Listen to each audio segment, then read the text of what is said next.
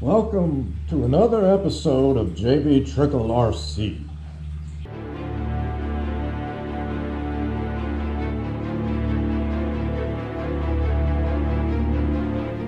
Uh-oh. JB, I recommend you remove that ridiculous mask.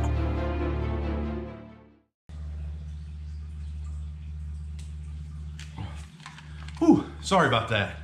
That's not gonna work. But we'll get to this shortly as well. This is a important thing that you will need if you're gonna get into painting RC bodies. People do it without using these. I highly recommend you use it. Especially with the aerosol cans that we paint, with. They can be pretty harsh, the fumes and the odor and all that. So I highly recommend one of these. But anyway, welcome to JB Trickle RC for another episode. In this episode, we're going to cover, you guessed it, my first RC painting and airbrushing tutorial. If you notice behind me right now, there's two newly painted bodies, not even trimmed out yet. These are my Halloween Havoc race cars. I'm going to be running those next weekend. By the time you see this video, the race may already be over, but there's going to be a video coming for the Halloween Havoc where we're going to cover all the classes. Every class of that race will be highlighted. But in this video, what I'm going to do, this is all about painting, body preparations before painting, airbrushing, all that.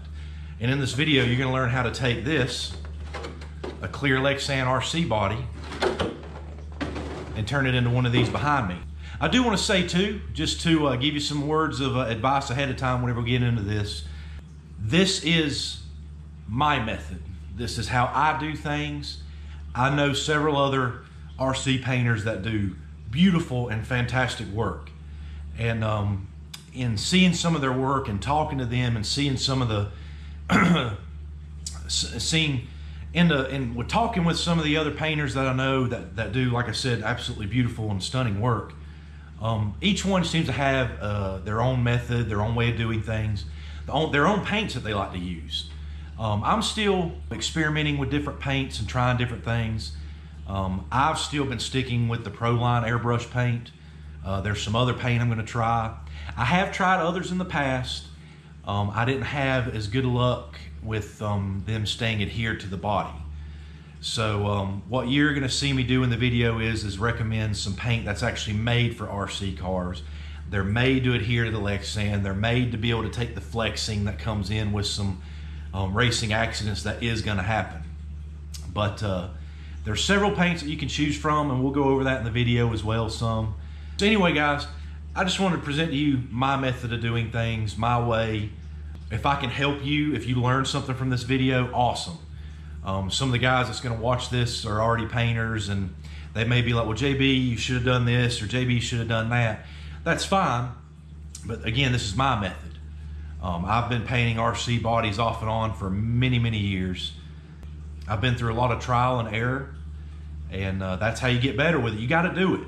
If you try to paint your own first RC body and you try to do something super cool and super detailed and it don't turn out great, don't get discouraged. Try it again.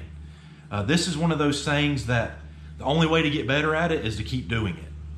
And that's my philosophy behind it.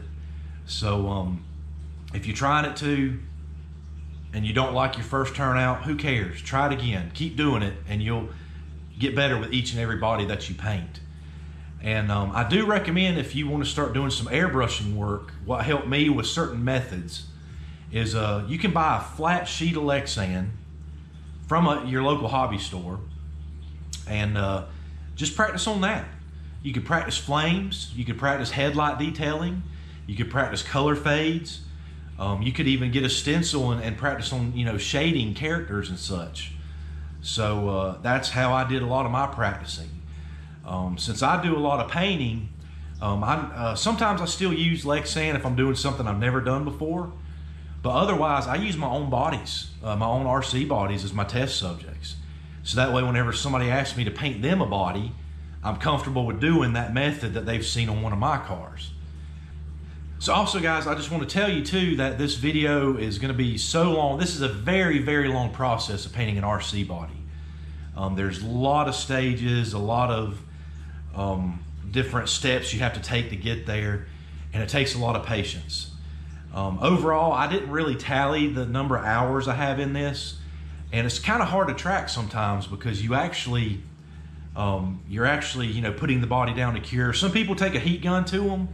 If I'm in a major hurry, sometimes I'll do that, but usually I'll just set a body down, let it, kind of dry on its own. Don't speed up the process. But it's a very long process. So this video series is going to come at you in 5 different episodes. All of them are going to range between 20 to 30 minutes long, roughly. They're going to be 5 separate episodes. I'm going to have them named in order, 1 of 5, 2 of 5, and so on.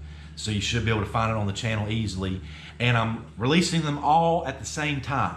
That way you're not having to wait on a week-to-week basis. So there's going to be 5 uploads coming at one time. So if you're watching this now, the continuation of this video is up and ready for your viewing pleasure as well. So again, guys, thank you for joining me. Thank you for all the support. Let's get to painting. All right, guys, so we're going to go ahead and start getting these bodies pre-mounted. There's several steps we need to go through before we're ready to apply our masking vinyl, laying paint, and things of that nature. The first thing you want to do is obviously get your bodies pre-mounted. Some people paint before they mount, but in my opinion, that makes things a lot harder. So what I like to do is I like to pre-mount them.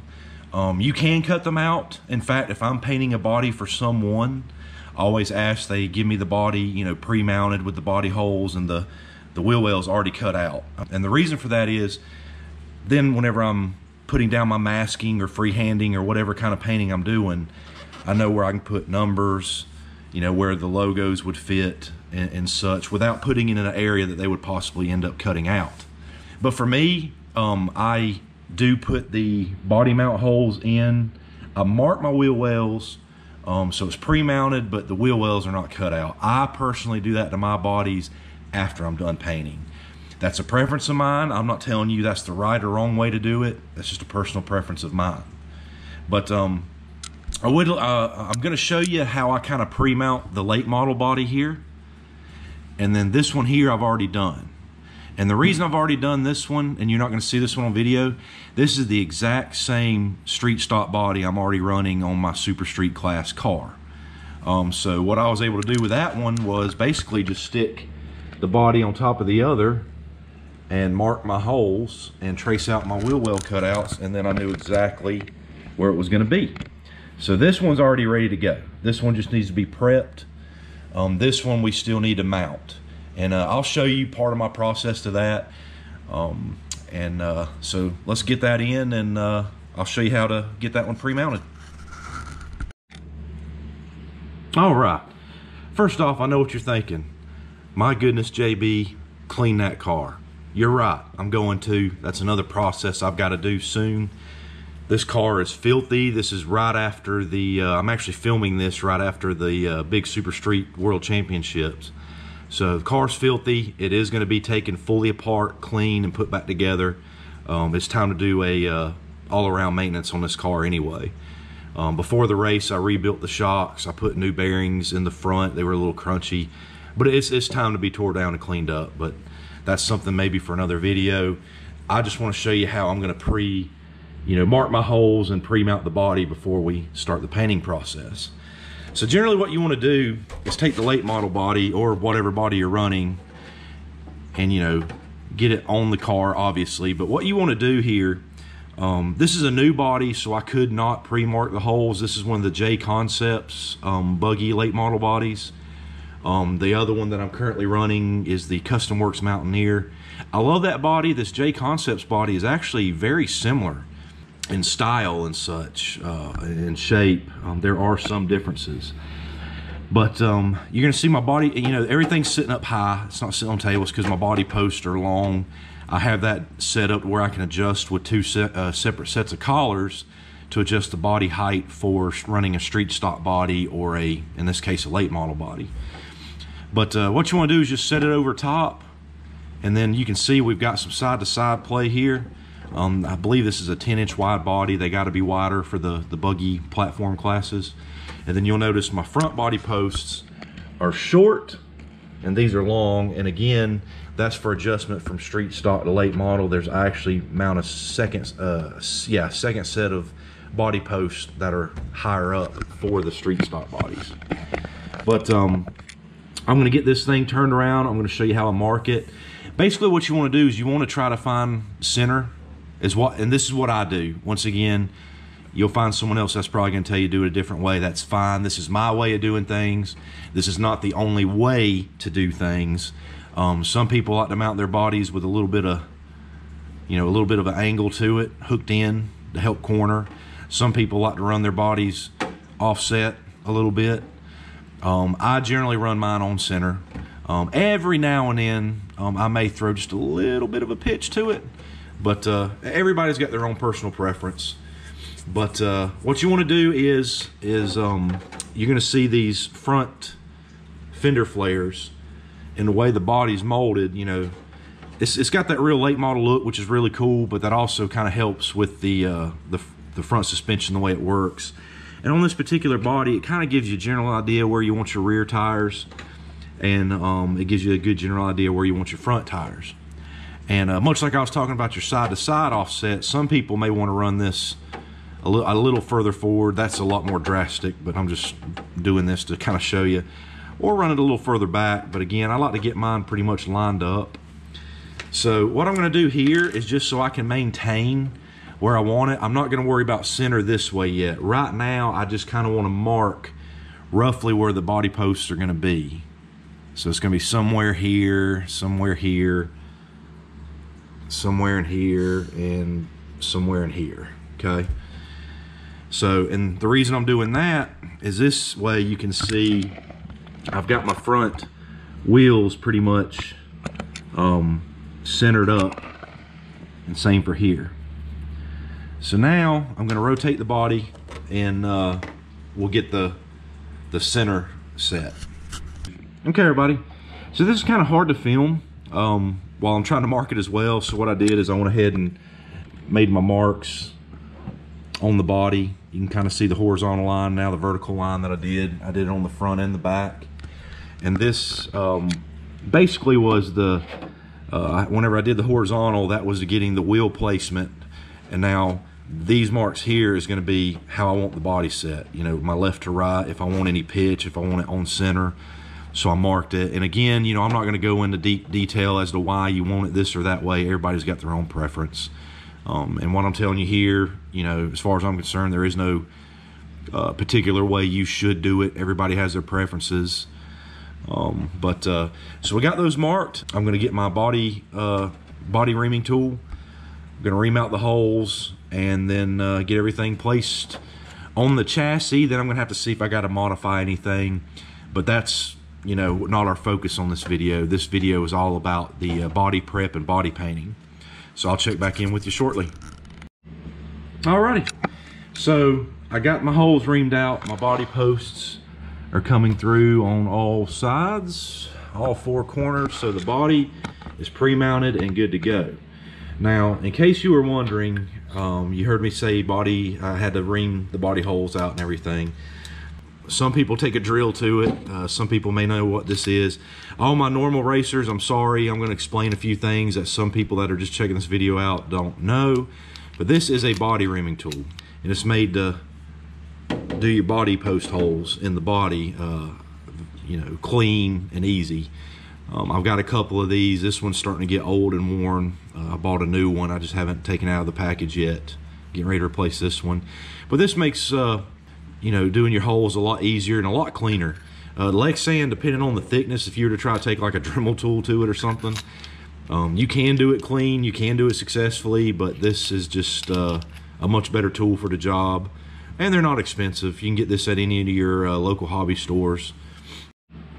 All right, this is the next step to getting the body prepped and ready for painting. This is the least amount of fun process right here that you're going to have with the body painting process. But in my opinion, it is a necessary process.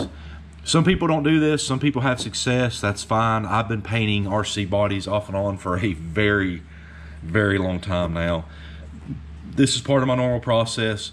This is something I do recommend, but if you don't, okay. But what you want to do is get the bodies washed and ready to go. So I just use normal Dawn dish soap. It don't have to be Dawn. It can be any normal dish soap that you have. That just happens to be what we use in our household, so that's what I use. And then you're going to want a sponge.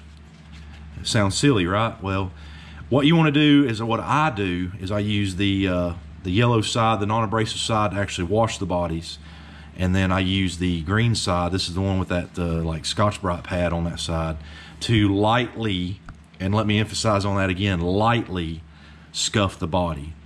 You do not want to scuff the windshields, any windows, anywhere that you need to leave clear. Maybe if your track runs a particular transponder that you got to have a clear window for it, you don't want to scuff that area.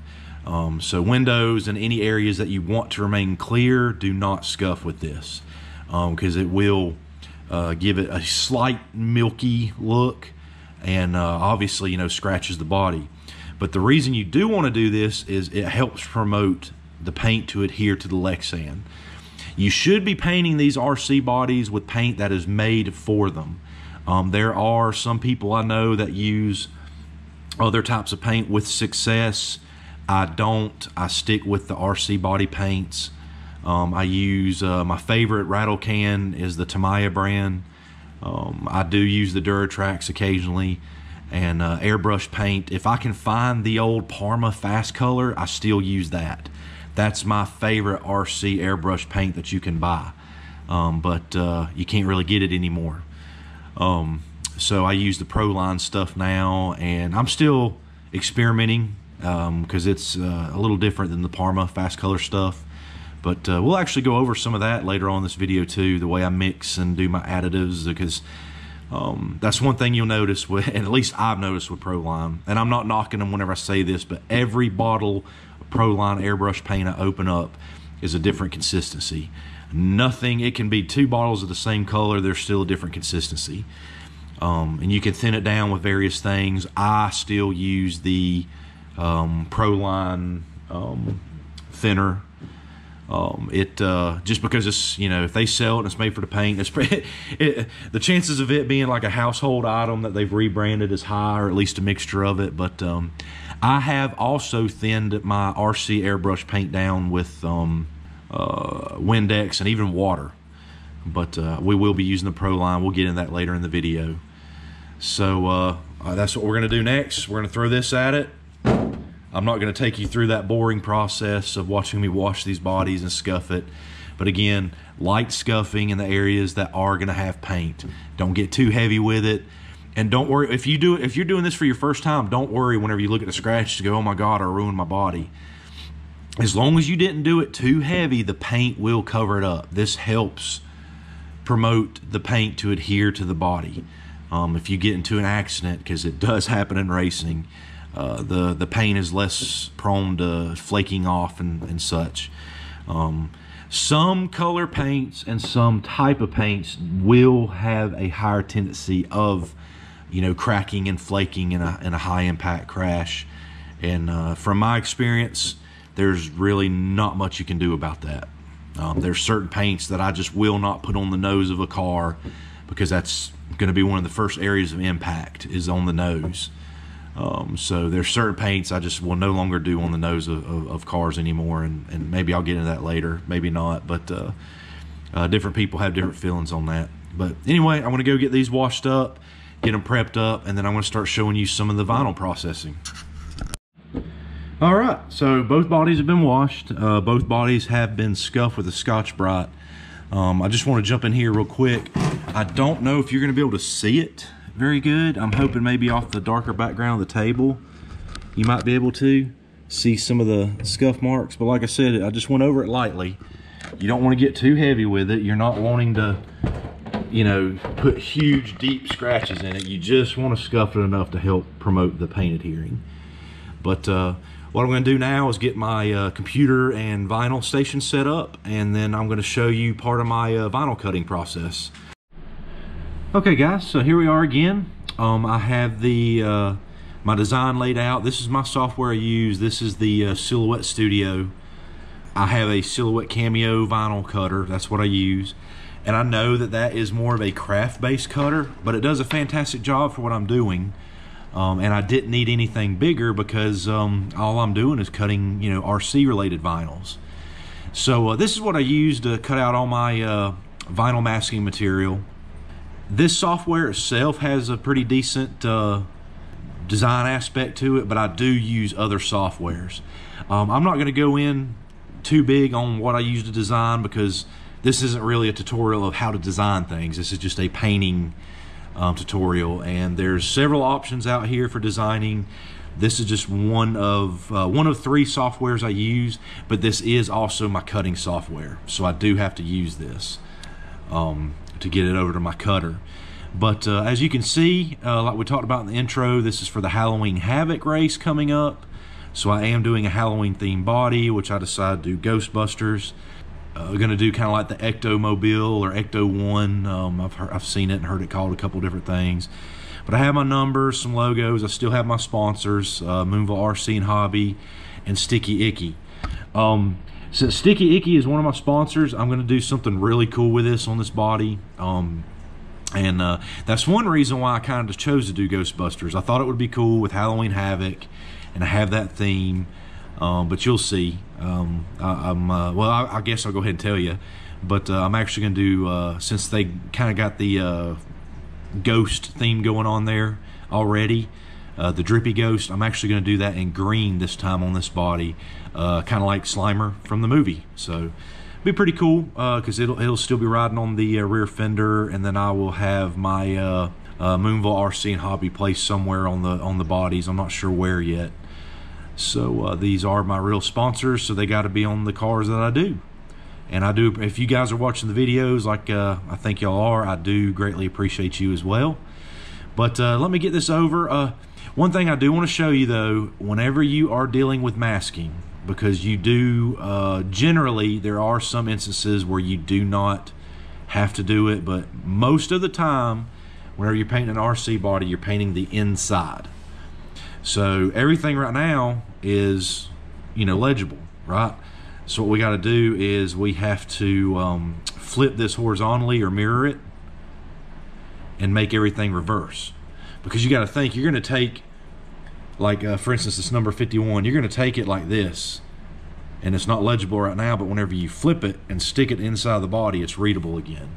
Because again, whenever you're painting RC bodies, you generally paint the inside.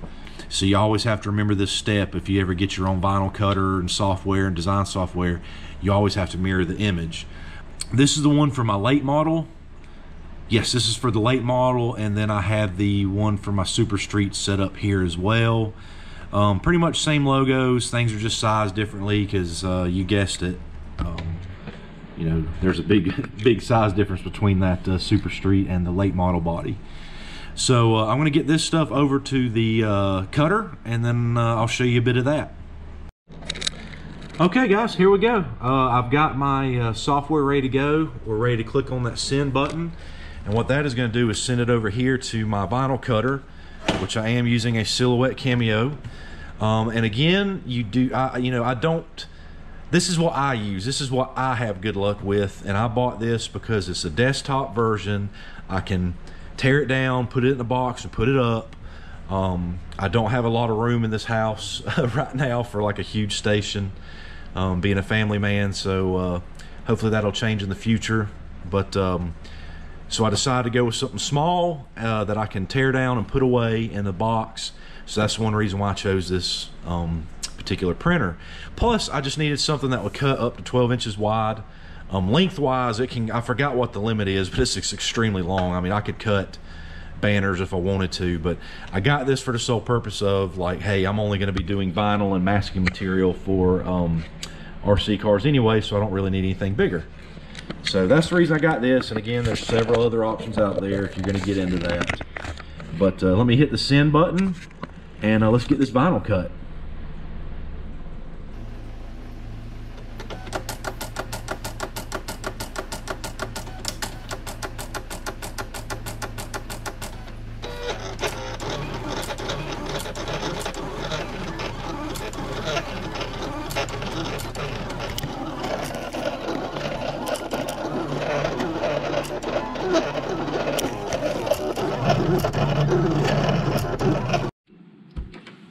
Alrighty, so we got the cutter done. All the vinyl's been cut. What I did is I took those large sheets that you saw me load into the printer and start the cutting process, and I just cut them out into sections. You can do this next process with them all on one big sheet, but I find it easier to do this. Again, this is my personal preference. But this next step is what we call vinyl weeding. And what that does is you're pulling off the vinyl, the trash vinyl around your paint mask. So I don't know if you can see the lines in this or not, but right here is one of my door numbers, number 51. So what I'm going to do is I'm just going to go ahead and grab that and pull it off. And as you can see, that leaves my number, which I have an inside and an outside outline. That's the way I designed it. So there's my number. This is the portion we're going to stick on the car, and we just put the flashing to the side. We'll do the same thing here. Here's one of the sticky icky ghosts. Same thing.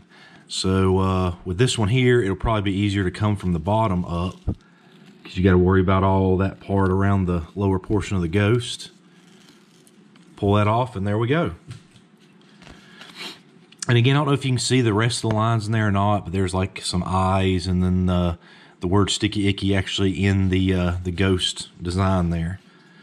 So I'm going to continue doing this to everything too. I will tell you too, during the weeding process, sometimes you're going to find yourself like, man, that's going to be a little too tough to weed. And I'll give you an example. Here's my Moonville Hobbies logo. There's a little detail in here that if you try to weed it, some things are going to lift with it. Like the little dashes and the phone number, the I, some of the text, it may want to lift with it. So in this case here, generally what I'll do is I will apply this whole section that I've got cut down where I want it, and then I pull the excess vinyl off once it's on the body. Okay. Now what I have here is some transfer material, transfer tape, whatever you want to call it. This is Oracle. The other thing is the actual vinyl material, masking material that I'm using is the Avery vinyl masking material. They offer two. There's this white one, there's a yellow one. I have tried both. I have better success out of the white. As crazy as that sounds, I don't know what the difference is, but the white seems, the adhesive, the tackiness seems to adhere better. And this seems to hold to contours and bends in the body a lot better than the yellow vinyl does. Again, I don't know what the real difference is. Maybe it's a mental thing, but out of my experience, I do prefer the white. So I'm just going to peel that off. And then what I'm going to do is I'm going to lay this across that Ghostbusters text so we can get this applied to the body. And this can be a slow process, but you have to be patient, and that is the key to having a RC body that you're painting turn out nice, is patience. So that's what I do, is I'll get the tape on, and then I generally flip it upside down like this off the table, because the application tape that I use is a low tack. I do that because it's kind of a pain to get off the vinyl backing, but you don't have to worry about the vinyl trying to lift off the body. I've used some high tack transfer tape that I used to have to fight with coming off the body sometimes. So I would much rather have to fight it slightly coming off the vinyl backing versus the body itself.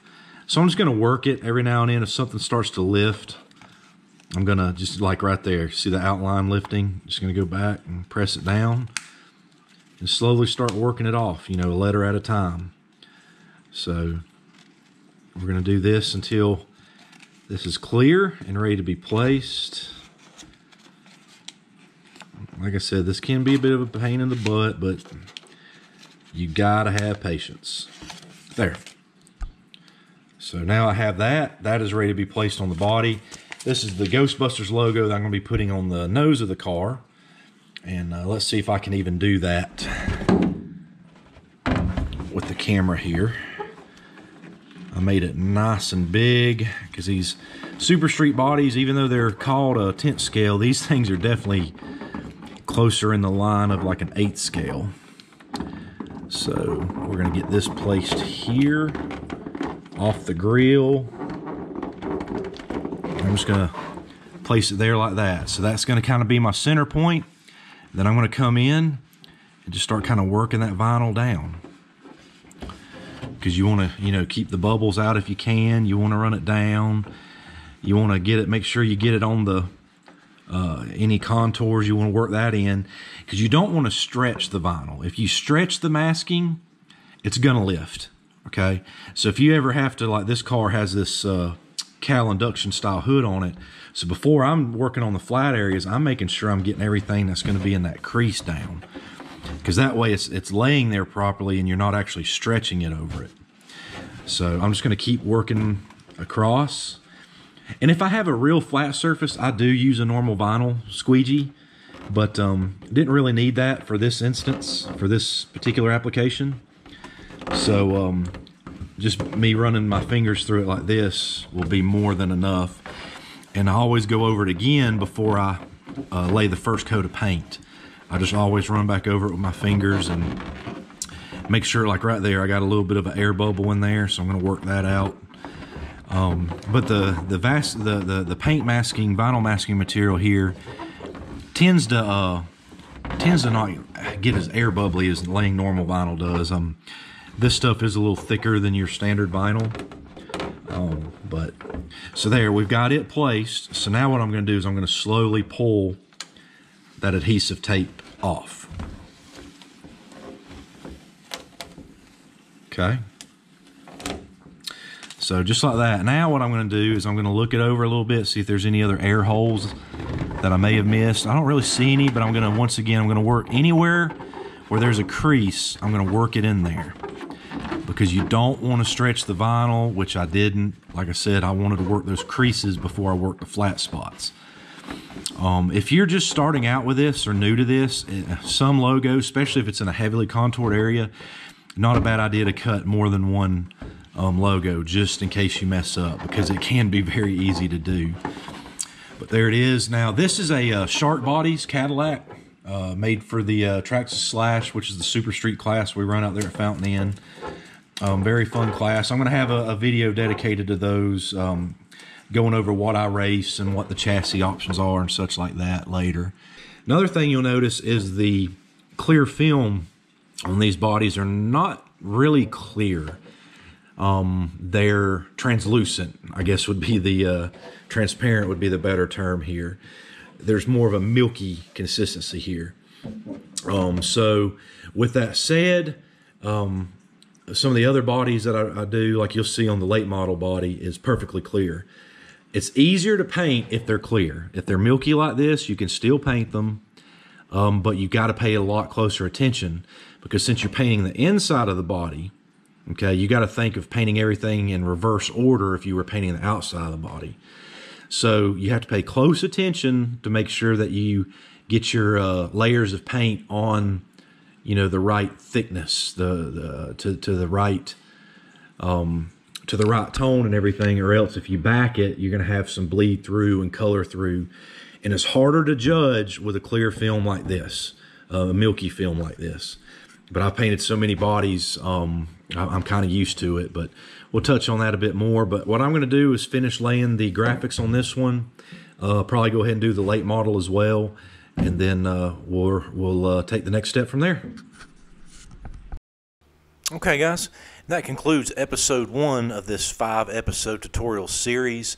So in this episode, to give you a recap, we showed you how to get your body pre-mounted, what you want to do as far as marking the body off and get everything lined up, as well as washing, scuffing, and some vinyl cutting tips as well. So the second episode should be up and ready for you to check that out if you're ready to view that as well. Thank you again, guys. Take care.